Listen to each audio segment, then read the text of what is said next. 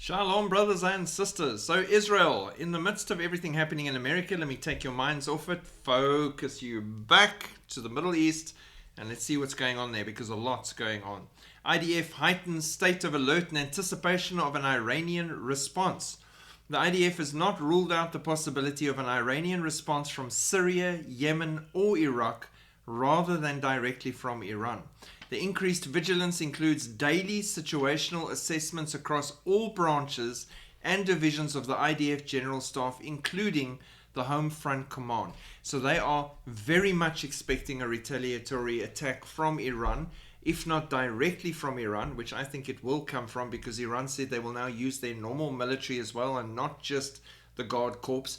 But they're expecting it from Yemen or Syria or Iraq or any of those other nations as a proxy attack that won't be expected.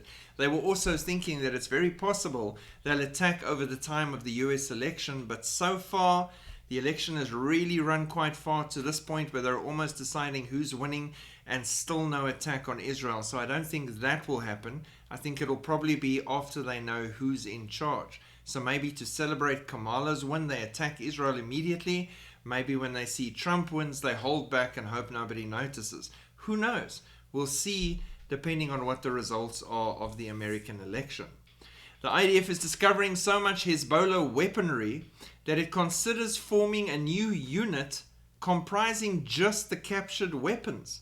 That's how much weaponry there is. Israeli soldiers keep finding massive amounts of weapons stockpiles near the border.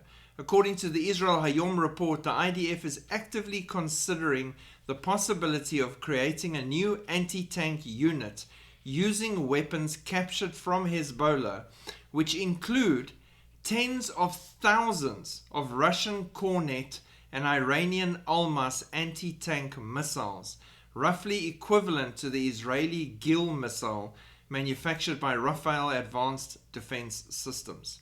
The IDF says it has uncovered approximately 2,500 anti-tank missiles and launchers so far. That is ridiculous, and that's on their border, and that's besides what they have yet to find or have already destroyed in their operation in Lebanon. To create a whole new unit just for all the weaponry and ammunition and everything that you're finding as you move forward into enemy territory.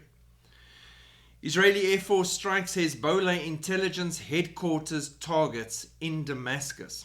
Sites belonging to Hezbollah's central intelligence body struck in Damascus, Syria, as IDF continues to degrade Hezbollah's intelligence headquarters.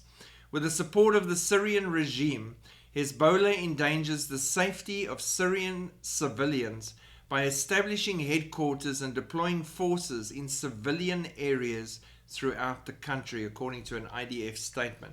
So, typical behavior of the terrorists, Hamas, Hezbollah, they're all the same. They want to entrench between the civilians and cause as much damage around them as possible and use them as human shields.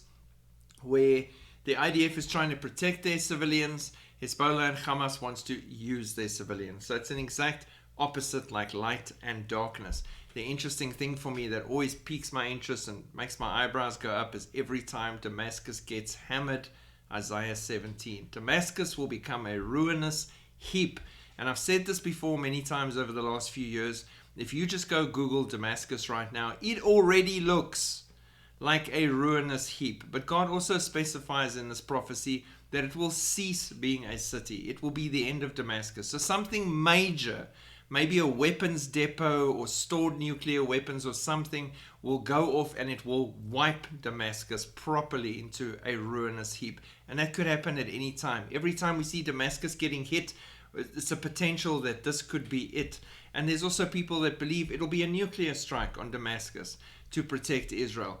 I don't see that happening because that'll have major repercussions and fallout across the world as well. I personally think they're going to hit something underground they didn't know was there, and that's going to cause a major conflagration and explosion, which is going to take out whatever happens to still be standing in the Jenga tower that is Damascus.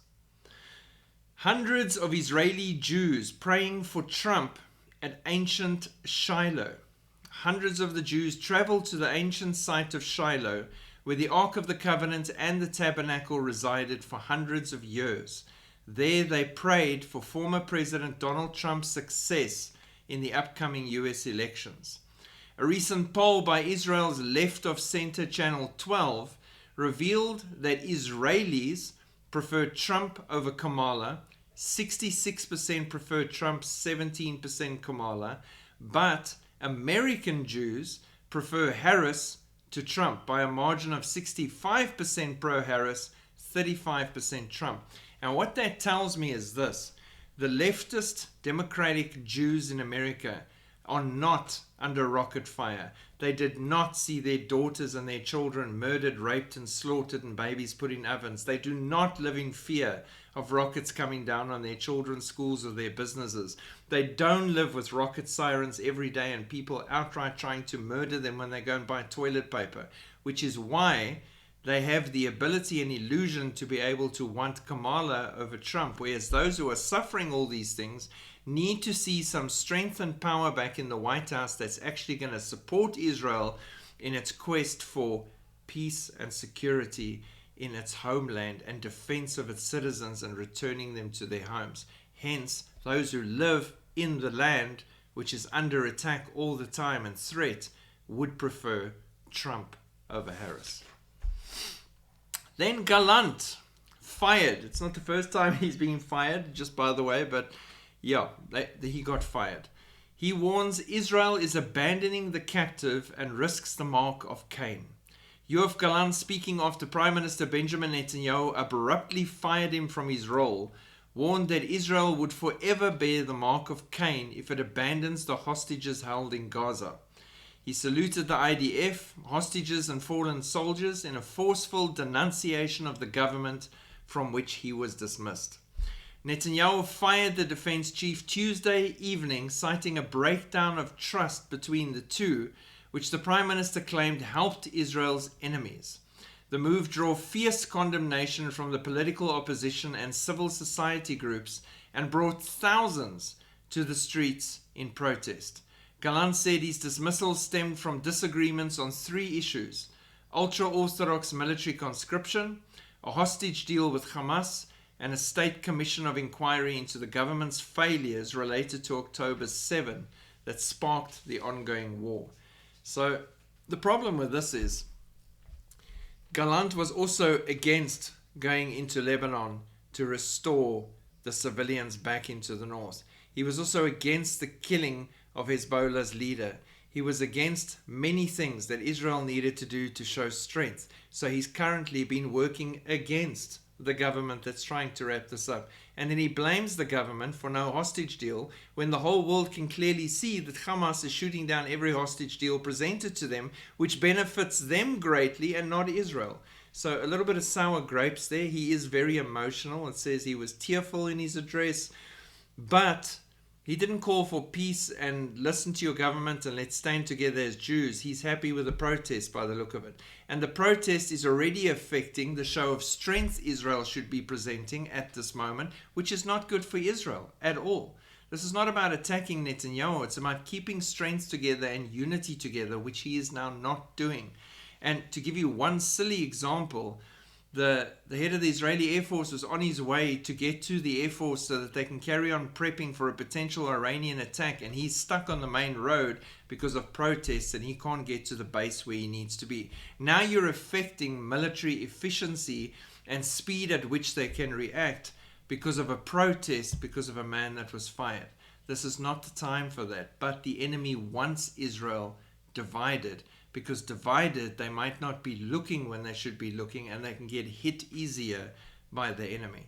So at this stage that plays into the enemy's hands, but God.